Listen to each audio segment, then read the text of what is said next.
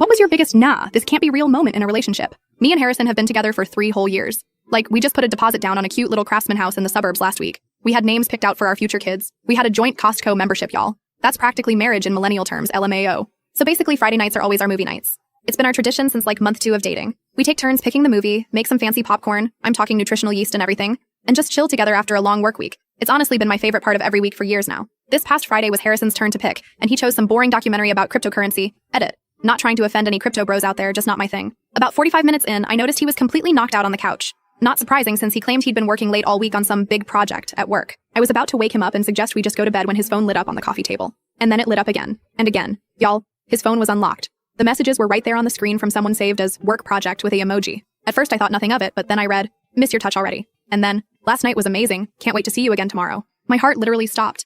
I couldn't breathe. I felt like someone had punched me directly in the stomach and then threw me off a cliff. 3 years. All the plans, all the promises, all the I love yous and you're the one speeches. Were they all lies? I'll admit, I did something I never thought I would do. I picked up his phone and quickly scrolled through the conversation. I know, invasion of privacy and all that. But something in my gut told me I needed to see the truth. And wow, the truth was ugly. This wasn't just some flirty texts. There were plans for hotel meetups, explicit messages, and even photos that I immediately wished I could unsee. Based on the timestamps, this had been going on for at least 2 months. There were messages about me, about how he was handling the Gloria situation, and how he was trying to figure things out but didn't want to hurt me. As if cheating on me for months wasn't already hurting me. The audacity of this man. I wanted to scream. I wanted to throw his phone through the window. I wanted to wake him up and demand answers. But something inside me, something cold and calculating that I didn't even know existed, told me to wait. So I gently placed his phone back exactly where it was. I pulled the throw blanket over him like a loving girlfriend would.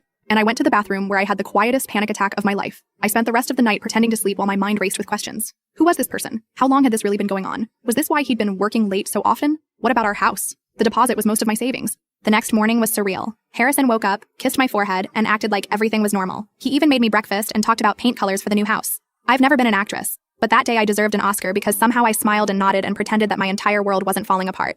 As soon as he left for his Saturday morning gym session, which I now realized was probably meeting up with work project, I called my best friend Sally. She came over immediately, and we spent the next 3 hours going through every detail I could remember from those messages. Sally suggested we do some digging. Harrison and I share a credit card for household expenses, so we logged into the account online. And there it was. Evidence of dinners at restaurants I'd never been to, Uber rides at odd hours, and even a hotel charge from last weekend when he told me he was on a business trip. I felt physically sick. This morning I casually mentioned I might have a work trip next weekend, and he immediately perked up. He was trying to hide it, but I could see the wheels turning in his head about having the apartment to himself. It confirmed everything. I'm going to pretend to go on this trip, but actually I'll be staying at Sally's apartment across town. I have a feeling he's going to invite work project over to our home, and when he does, well, that's when I'll make my move. Harrison thinks he's gotten away with it. He thinks he's playing me, juggling his little double life without a care in the world. What he doesn't know? The game is already over. I can't tell you what I did in this short video. The full story is on the channel, link below.